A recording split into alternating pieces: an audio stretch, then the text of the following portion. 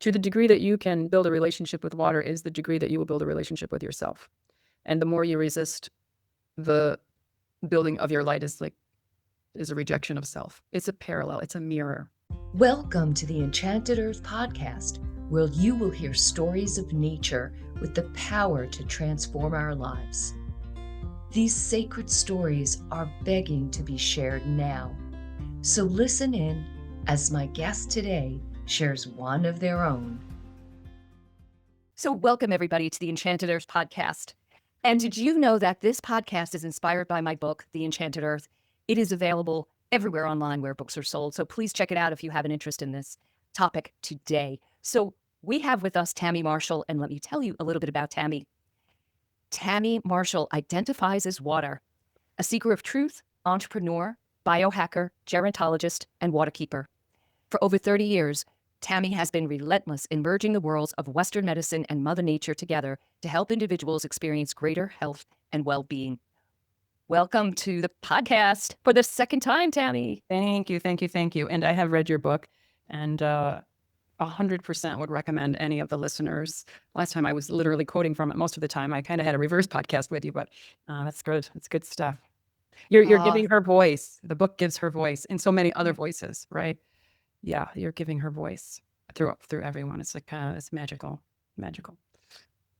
Oh, thank you for that, Tammy. And you really, all the people that I have on this podcast are sharing the voices of Mother Earth. As you're saying, it's just incredible, the variety and the voices that we hear from all over the world. And it's incredibly inspiring to me, especially in these times.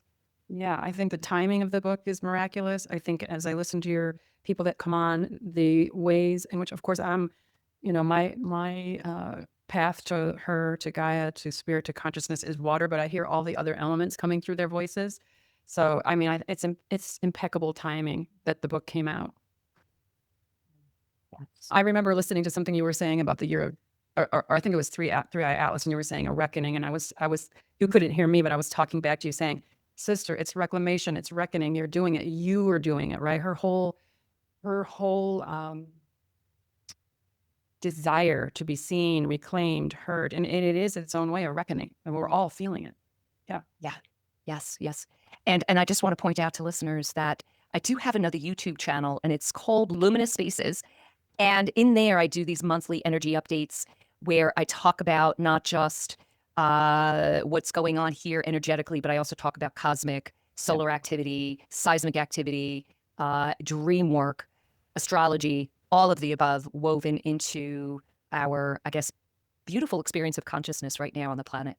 Yeah. So, of course, it's connected with this podcast, too, because it's how I'm personally feeling the energy. And I came across this quote the other day by Carl Jung, and it said something to the effect that nature is speaking to us now more than ever.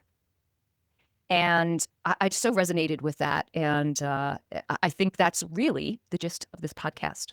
Yeah, you're helping us hear her because there's different ways in which we hear. So I hear water, people hear trees, people hear plants. I also hear animals. So we are hearing, but you're raising the voice because not everyone is, everyone has the capacity, but the ability to take in the light, which is the water, the light is, gives us the capacity to hear. And from the way that I see it, which is why I resonate with your work, because you bring cosmic, earth, as above, so below, and I think even going more below into the, I think of going into the womb of the ocean, but you bring both above and below together. You actually do it in a split, right, with this podcast and the YouTube, but when you listen to your both, like I do, I can see where there's a trinity happening in the language. Yes, that is so true. It all comes back to this cosmic trinity that I learned when I was studying feng shui, and I still practice, but it's like heaven, humanity, and earth. It's this 3 layers, and that in that understanding, humanity is really necessary to provide this divine connection between the heavens and the earth. I mean, it's channeling through us all the time. And what I really love about your work and why we're back on here today is your deep, deep, deep resonance with the water. the water of this planet and the water within all of us. And I really honor it. And I think a lot of listeners last time, and I'll put in the show notes a link to our last conversation. But yeah, a lot of people were really fascinated to hear about the work that you're doing. And we haven't talked since then, I don't think. So I would love to hear what's up in Tammy's world now.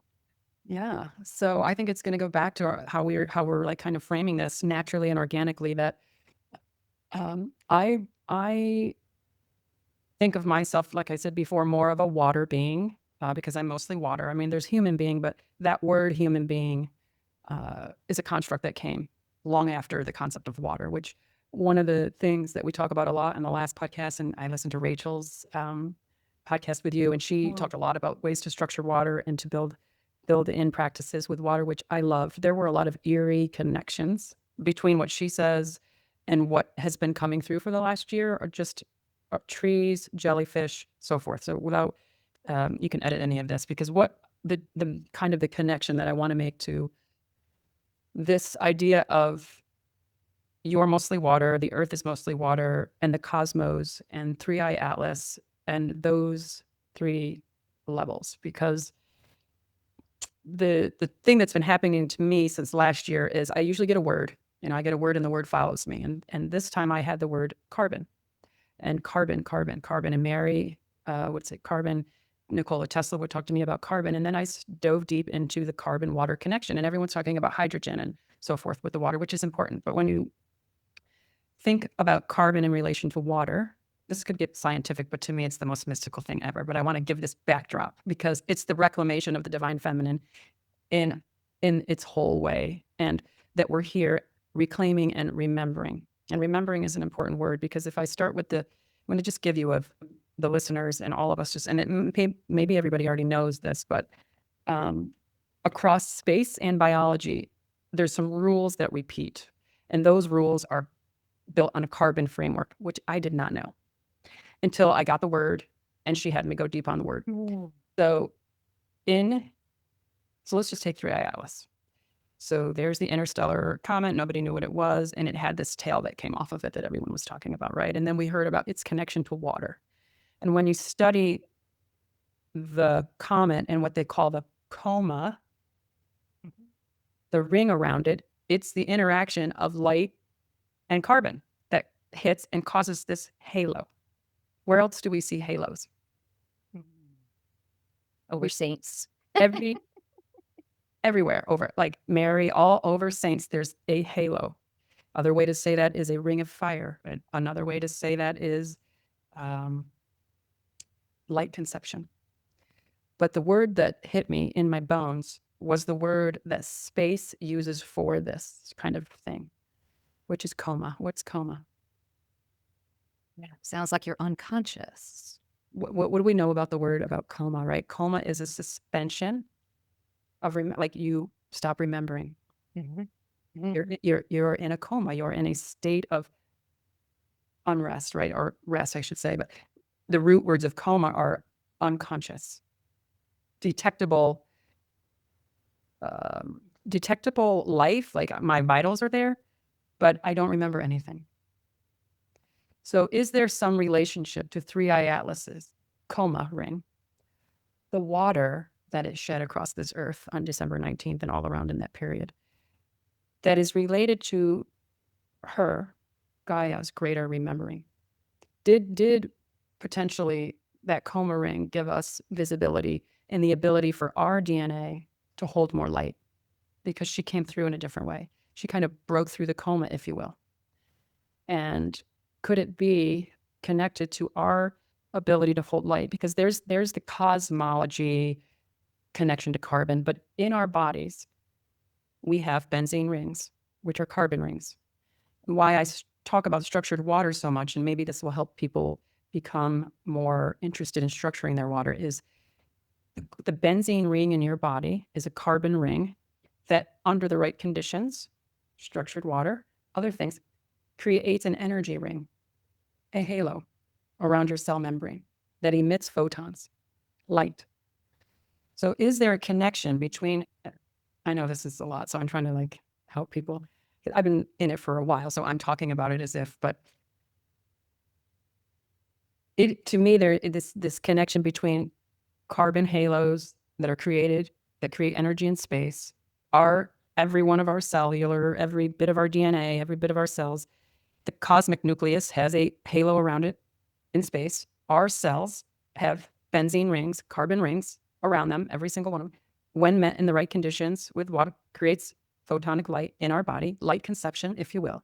And then to go one layer deeper, if we go to the ocean and we think about the water beings, especially the jellyfish, which is what Rachel talked about in her thing. There was another. So when we look at jellyfish, the 95% water and some carbon, and under the right conditions, that jellyfish lights up.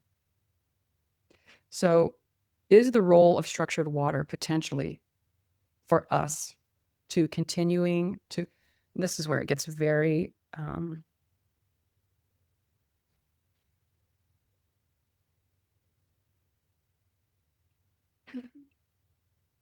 is the role of water for us to remember her, Gaia, help with her reclamation process, excuse me, help you to remember, build your light body in such a way that when truth hits it, you're not going to question yourself anymore.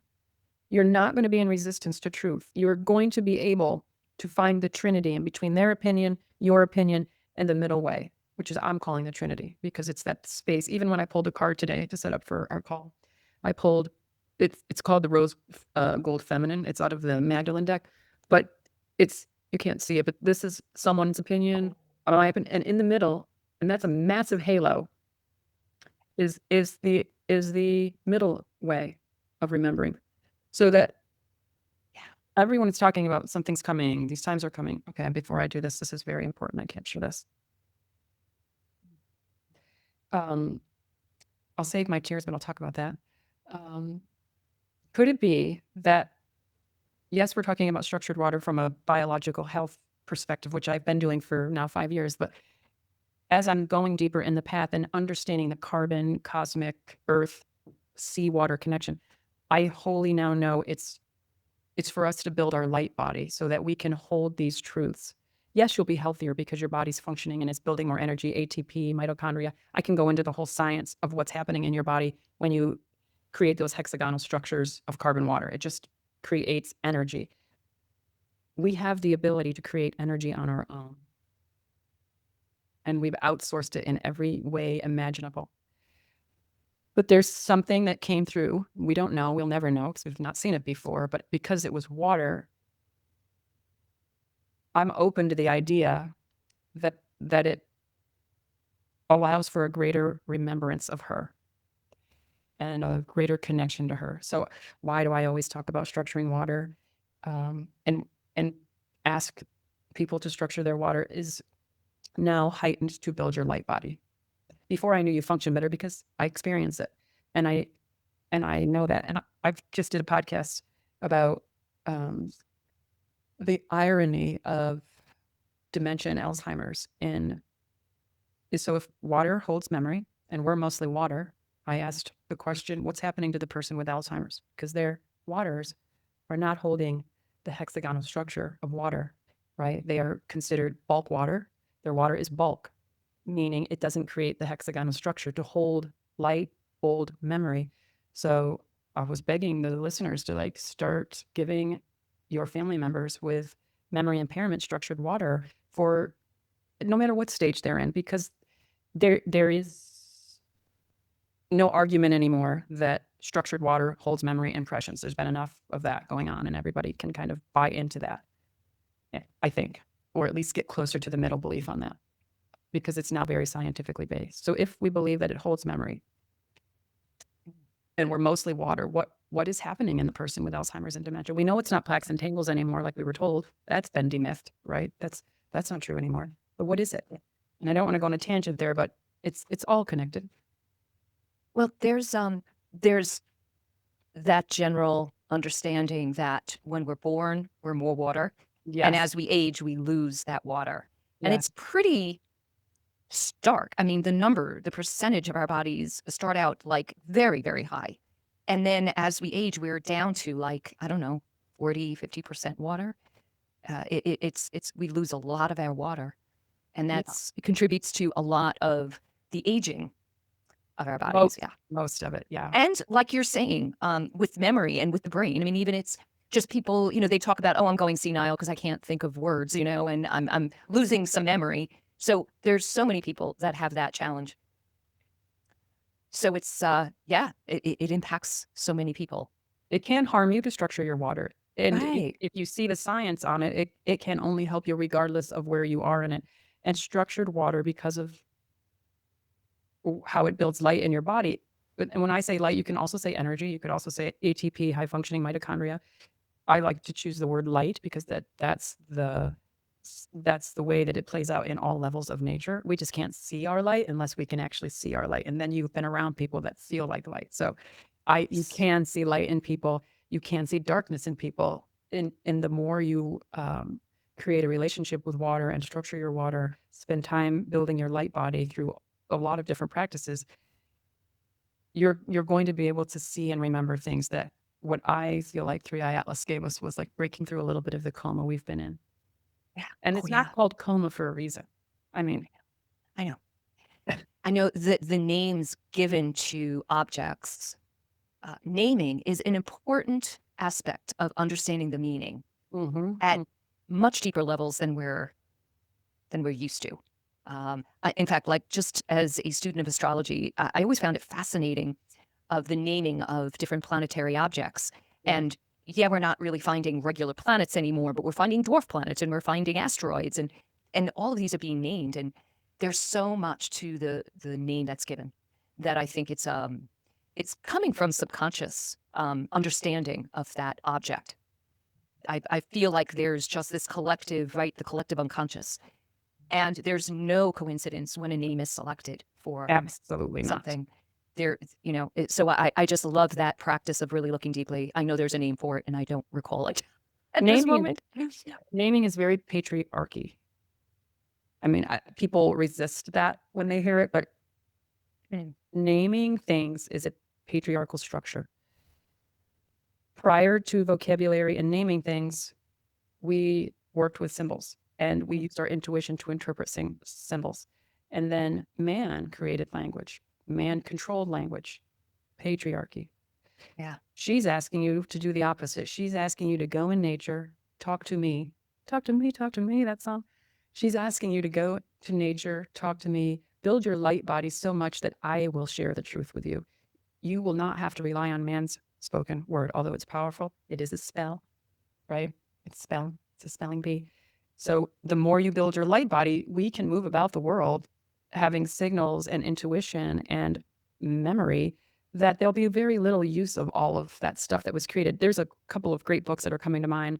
I'll have to share them with you, but there's a book about that language was created to destroy the feminine because we did all intuition and symbols. Go to Egypt, look at all the glyphs. Even with Veda Austin's work in water, it's the glyphs that are talking, the hydroglyphs that are talking. She interprets the hydroglyphs. They're talking to her. She's talking to them. They're talking to me when I do it. I don't need a language. We're talking in glyphs. Yeah. You give me a word, it shrinks my whole world. You told me that was a tree. I will only have tree for the word, for that beautiful, majestic thing. Yeah. You shrunk my world when you called it a tree. What would I have called it in my intuition? I would have called it magic or something, right? So there's a few things I want to make sure I get back to with you, but just about this thing about language, what I have come to understand over the years is, I wasn't raised knowing the names of birds and different trees. I mean, just very generally, oh, that's an oak. I could identify an oak and a maple and, stuff like that. But I felt very uneducated. That is a word, which obviously gets to, our control of things. But I also felt like I was doing a disservice by not knowing these beings and what their species was. So I've tried to learn the names of different birds and different trees, and it's really a lot of work, but I've expanded a little bit. But then I come back to the idea of labeling something. Right. Like you said, it just kind of narrows perception when we label something. But it controls you, actually. It's a way of control. Language is a way of control. But it also is a way of expression. Yes. And we need language. So Yes. it's not, I don't want to demonize it because we need it. Yes. Just like we were talking about in so many of my podcasts about these experiences that are so mystical that to put words to it denigrates that experience Mm-hmm. because no words can adequately describe it. Yet, that is all we have. Yes. But said with heart can Mhm. communicate so much more than just the words themselves, right? Yes. So when we share these stories, it can enrich us so much. The one telling the story, the one listening to the story. So words can really help us Oh, they're express our deep connection, right? But again, going back to what you said before, the middle way, that Buddhist thought of that Buddhist practice of the middle way. Words are good. Yes, words can be used to control, but words also can be used to free. yes, which is the same way I think of medicine because I'm a Yes. master's prepared nurse, but I know that has a place, but I know there's a place for other things. And Yes. one thing that happens sometimes when we work to kind of talk about the divine feminine, people jump to gender and think we're bashing male or the patriarchy. And that's not ever the intention. The intention is for all of us to become very comfortable with polarity. Because the world is polar right now. And if we cannot find our place in polarity, we have disease, right? Because we are fighting inside and outside all of the time. And language is polarity with intuition, right? But if you have inspired language, intuitive language, language that is love, language that is light filled, it's very different, right? But if I see a tree, I ask her, like, what's your name? What do you want me to call you? I have a new tree. I told you last time about my tree 136, which will be my tree forever. She's a willow. I'm now like obsessed with this banyan tree that stopped me in my tracks. And I asked her, I'm like, what should I call you? And she said, Mother. So I call her Mother. Yeah. Beautiful. I have this gorgeous oak that's on my walk by the water, and it's Olaf. Nice. He's a grandfather tree. Yay. Maybe they'll meet one day. Maybe. Oh, yeah. Oh, these relationships. Okay. So now another question, just kind of going back a little bit for those listening. They may wonder, what is she talking about? Structured water. Can you share with people how they can do this and what it is? Yes. That will be really helpful. Yes. And I say this because I'll give you a lot of different ways, but the quickest way is what we can do together right now, which is if you have water, place it on your midline and have it as close to your lips as possible because your moisture water is talking to these waters. And I pray over my water, a prayer that in English it means Sophia over these waters descend, or light over these waters descend. There's lots of translations. It's Aramaic, but it's basically to have light descend upon these waters, or some people say upon these waters descend. So if I say Sophia upon these waters descend, I'm asking light, Sophia, Shekinah, Sheba, Mary, any way that you want to talk about it, to descend upon these waters. And I hold it on the midline for masculine and feminine unity, and I get really close to it. And the reverence that you hold builds over time. Like right now, you could be holding, if you're listening to this, your water and be like, I don't feel anything. But you just keep working on it. And eventually you're going to hold this like it's a newborn baby. And sometimes you don't even want to let it go. Yeah, it happens over time. It's a love story. It's a love story. Okay, so I'm going to say it one time. But what I'm saying is, for it to descend upon these waters. So, Ruha Kadisha, El Maya, Tanafakati, Armen. Ruha Kadisha. El Maya, Tanafakati, Armen. Ruha Kadisha. El Maya, Tanafakati, Armen. And I've basically asked for light to come in to these waters. And what happens to my body simultaneously that I always find interesting, and it starts to rock because my body's water recognizes that this is a prayer. And somewhere in my lineage, during prayer, my body gestured this. There's two gestures that I have that happen automatically. This is one of them. And I have another gesture that if I'm meditating, my hands just go there. And that is my water saying, oh yeah, I know what she's doing. She's talking to me. Let me meet her there. Sometimes I say over my water, and I can create a sheet so that people can have this and print off, but let's take a sip of her. Sometimes I say inanya mem, inanya mem, inanya mem. So inanya is I am, and mem is in old Aramaic means water, mem, mem. Mem is also rooting way back, mother. So I vibrating mem over my water is a vibration. Vibration structures water. So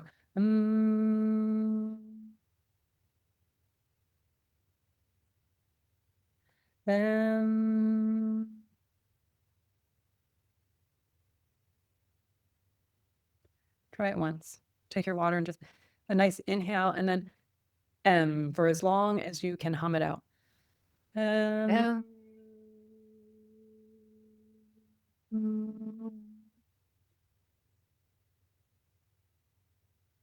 I like to do that a lot. That vibration plus the reverence is structuring my water. I label my water. This is very moto, right? I have different things on my water. Vortexing your water. So these are, you can just do it with a Sharpie, or these are just little things, stickers, and I write on here. I actually write on there structured water so that if it's sitting for a while and I'm not attending to her, it's reminding structure me. I write on there light conception. So of course I have gratitude, but it is my belief that now that I understand the carbon relationship between carbon rings in space, carbon rings in my body, carbon rings in the water beings, that when our structured water and this carbon comes together and that halo this is not Tammy talking, by the way, this is science. When carbon, structured water come together, it is a halo of energy that is created, whether that happens in space, in your cells, or in a jellyfish, it's happening. So the more we build that light body, creates more energy for us to use. When you have more energy in your body, aging, your telomeres start to heal. What happens if your telomeres aren't breaking down? You've stopped the aging process. This is not for that, but it is for that, right? It's both and. I'm wanting to remember what we have forgotten. That's my sole desire, to build my light body so that I know truth when I see it. And whether it's on TV, whether it's from a human being, whether it's from something I'm seeing that my light body is attuned to know truth. But higher than knowing the truth, and this is where a lot of us, I'll say myself, I know the truth, but I don't want to believe the truth. And so how do I help myself do that? I always say it's not the change that hurts, it's the resistance to it. It's not the change. It's not what I see that's hurting me, because I know that's true. It's my resistance to wanting to see that hurts so bad. And there's lots of examples in the world right now for that. I feel like this last year, maybe more than ever before, I'm seeing, or maybe I'm understanding the subtleties of being in a higher consciousness awareness. I'm not saying I'm higher consciousness, but I try to be more present, Definitely are. and calm, and remember who I am at a soul level. It is a journey, but nuance and subtlety of how we are, how our energy field is towards something, is the difference between night and day. Because in the way that we're brought up, we go about life on this gross motor, and I don't mean gross like icky, but it's kind of, because it's just this gross level understanding of reality. Whatever we see is real. Whatever we don't see is unreal, right? Mhm. And we have this polarity built in too. It's like either we do this or we do that. And here we are getting back to the middle way. Oh my gosh. Because so many times I find like, well, I can't react that way and I can't react that way. But there is a middle place that it brings us back to the subtlety of how we are in the experience, and how I'm having a hard time putting my words to this, but what you're saying, reason why. I think what you're saying, Tammy, is that water can help build up the capacity for us to be and experience life at a different level than we're traditionally brought up to be. Yeah, the quality of your water is going to give you a different of your water body. So yes, that's exactly resonates. And you described it as matter, gross body, because we're trained from birth to be hyper fixated on the physical body, from beauty to aging to, all types of people who have bodies that don't look like the traditional, right? That we're trained to look, all of those things we're hyper focused on, and it's a fleshy experience, which has taken us away from the most important thing, which is our water body. So why would I spend so much time on my flesh when I'm barely flesh? Why wouldn't I spend a whole lot of time on my water body, taking care of it? Because I'm mostly that. Why? So if we could help people smooth the paradigm a little bit so that the shift goes to tending to the waters, because you're a water being, whether you like it or not, to less of a fleshy 3D, they might call it a 3D matter being, to a more light-filled being, a water being. If you believe in light conception, if you believe in the Jesus, storyline, that's light conception. She had an immaculate conception birth. They don't say light conception or immaculate, but when you study it, it's called light conception. When you do the Sophianic lineage going way, it's light conception. How was she able to do that? Her light body. How did she build it? Water. She's water. Sophia's water. Consciousness is water. They say God is always described as light, or light entering into matter. God's source intelligence is light. Follow the light. I saw the light. And there, these carbon rings in every as above, so below, that are emitting this light. And for something that I don't know yet, it's not clear to me yet, that the connection between the comets and the comas around that deep state of prolonged unconsciousness that Mother Earth has been put in, she's not going to do that anymore. And the more of us who can help build our light bodies, the more her light body grows. This is all these grid workers turning on the light, right? Yeah. If you just work with your own light body, you're helping the grid. Absolutely. You're helping be less under the coma, or other ways to say behind the veil. Turn on your light. You're not once you start turning the light on, you're out of the veil, which goes back to the way our call started, which is like, you're like, come out of the dark. I'm like, oh wow, I still want to be in the dark. You're like, get your light over here, turn the light. And we spent a few minutes on the lighting. And it's like, oh wow, I still wanted to be like, oh, that's interesting. It's totally parallel to the talk. Wow. Yeah. So Tammy's referring to when we first got on, and I've been a little bit more conscious of the background and the light on my guests' faces, because I try to do these during daylight because I have pretty good light coming into my office. But sometimes it's nighttime for my guest, or sometimes they're in a room which is darker anyhow. So we just had this whole conversation, and we were wanting for her to have the ocean backdrop, which maybe you could share with us for a moment, because it's absolutely gorgeous. Okay. But it wasn't going to work because her face was too dark. I mean, oh my gosh, thank you for sharing that. And that's somewhere in Florida. Here, right? All you have to do is imagine, right? Because when I see my son, I turn myself into a water bubble, and I go to Denver and I splash on his couch, and I'm right there in consciousness with him. Because water is everywhere all at once, just like everything else. So, yeah. And here, because when I started to understand the carbon connection and what was happening with Atlas, and that the water was, and I wanted to be in water where water was going. So and I didn't get out of the water because and she actually said to me, float in me, I will help you. So that was the assignment. And, Mary's not the kindest deliverer when she gives you instructions. I think of Sophia Light as the great comforter, like Mother Mary, their comforters. Mary Magdalene's more like, go do this. Her voice is like a command. Yeah. Yeah. So, if you listen, she talks the warrior. Yeah. So structuring your water through speech, you can cylinder your water, you can talk to your water, you can hold and pray over your water. There's so many ways to structure your water. Add a pinch of salt to your water. You can add flower essence to your water, anything from nature. Even if you drop in a fig of a leaf of something that you love, that's not toxic to you or to your stuff. I don't know what would be, but if there was, the fractal energy of that. Some people have asked that you add chlorophyll to your water. Chlorophyll is structured very similar to the human cell, so it helps the structure, it helps the carbon recognition. So I do a lot of chlorophyll additions, but mostly now it's just a good morning and talking, because I know the more that I love her and I've said this on almost every show I've been, it's like, To the degree that you can build a relationship with water is the degree that you will build a relationship with yourself. And the more you resist the building of your light is a rejection of self. It's a parallel. It's a mirror. It's a mirror. She is a mirror, right? Water, when you look at water, you're a mirror. She's mirroring you. And if you can love me, I will love each other back. So the last thing that I do is I have, this is a lacrimarium. I don't know if you know what those are, but they're glass vessels that go way, way back, BC, Roman times, these Egyptian back. These little vessels are found. They're often clay, but now they're glass. They were ceramic, and they carry tears.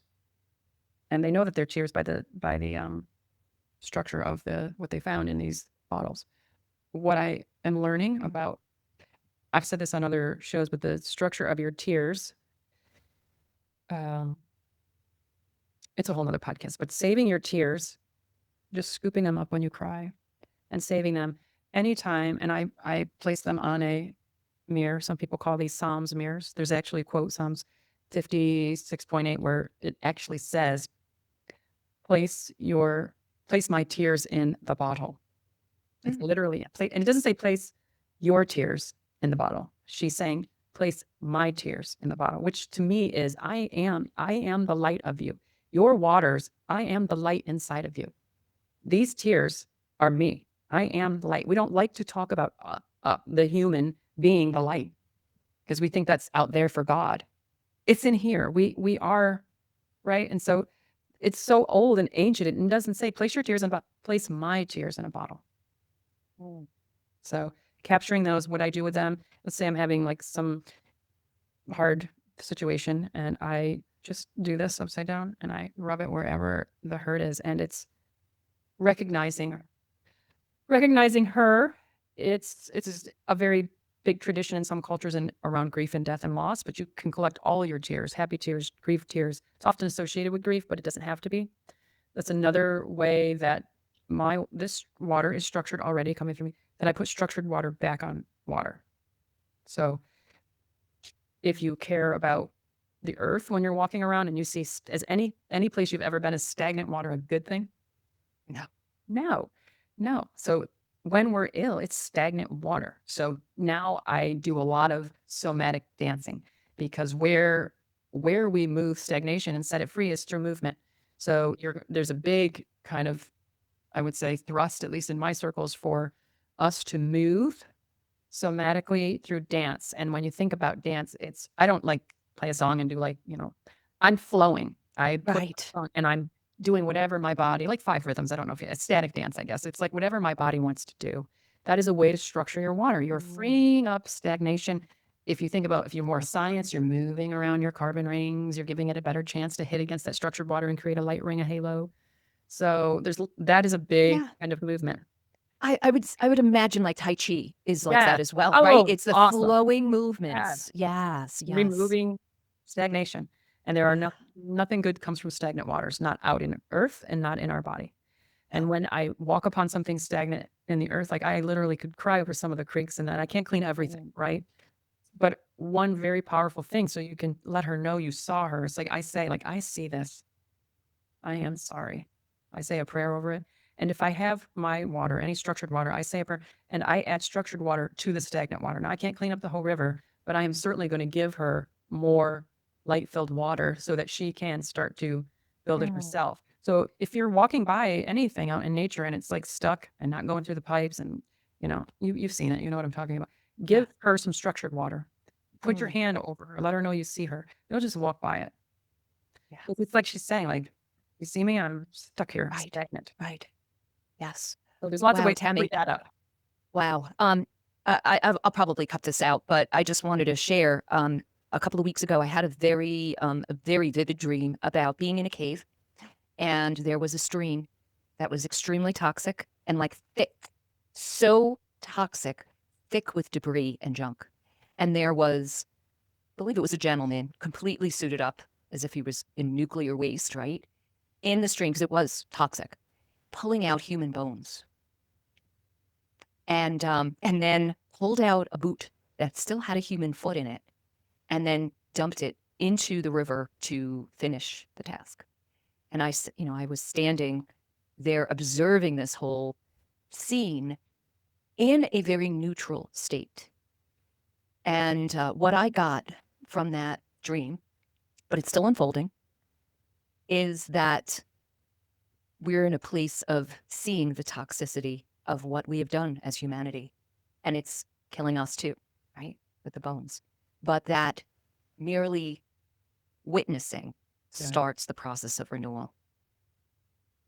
Witnessing it from that subtle, grounded place, not of fear or anxiety or complete grief, actually, even being from just a place of, okay, this is where we are. Yeah. We're moving forward from here. I love it. I'm immediately thinking of all the tunnels that these children are in and these trafficked people are in, and that they're dumped in these rivers all over the place. But I'm also thinking about like how wonderful it is that you can process in the dream, because hearing it and seeing it in the real would be so rageful, but you're getting the grace to process this in the dream because it's actually very true in reality. But look, you're finding in your dream a middle way to process. That's so awesome, because it's your body is taking it in, right, and assimilating it, but not having the rage response. And now it's still unfolding, but you're literally seeing what we're seeing, and processing it in a very unique way. I'm very curious to see what happens down the road with it. But I haven't seen much that's coming out that we're going to go into something wonderful. I'm not a doomcaster by any means. More of what I'm trying to cast out is build up your light body, so that things like what you're seeing, when we really start seeing them, we're going to need to be the kind of presence we've never been asked to be before, ever. And Yes. how can we do that? We have to be able to see the truth. First, foremost, be able to see it, and then stand in it without being consumed by it. I did a YouTube thing that said, that focusing right now is our greatest gift, and to have your mind be where your body is. Because once your mind is looking at that or seeing that, you've lost your connection to your body. And our greatest strength against all of this is building up the light body and having your mind where your body is. You cannot program me if my mind is where my body is. It's more like, hey, when you can bring your mind where your body is, and it's an all day, every second practice. Yes. Chopping onion is like, where's my mind? Where's my body? Oh, I chopped my finger. Why? Because you were thinking about your laundry, mind where your body is. Well, Tammy, I can't believe this hour went so fast. Thank you so much for coming on today. And I think, we'll have to plan these regularly. So do you have any last words, anything that you would like to leave us with before we end here today?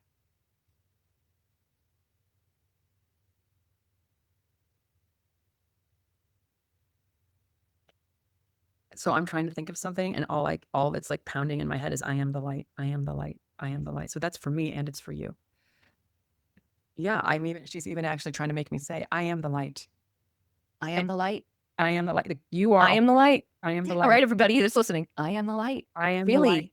I am the light. You are the light. She's saying, I am the light, which is. You are the light that is lighting the darkness. You have to care for yourself so you can play that role, that most important role. Yeah.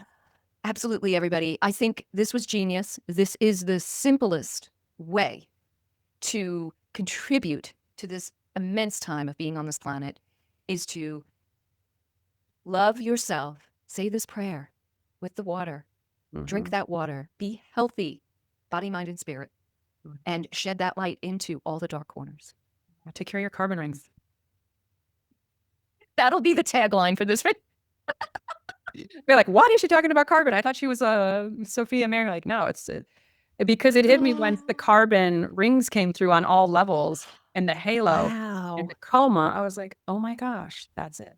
And since last year, she said carbon, carbon, carbon, carbon. Tesla was telling me carbon, carbon, carbon. I was like, I don't know anything about carbon. Everyone's talking about hydrogen, and hydrogenate your water. It's like, you cannot even take the water in until your carbon rings are. And then I am studying knee deep in the Atlas water, and it's carbon halo. And then all of the things went together. Amazing. I love it. Thank you so much for bringing your inspiration to all of us, Tammy. And I look forward to having you on. till the next time, and we hear about what new inspiration you have for us. Thank you. Ram. Thank you for being a part of the Enchanted Earth podcast.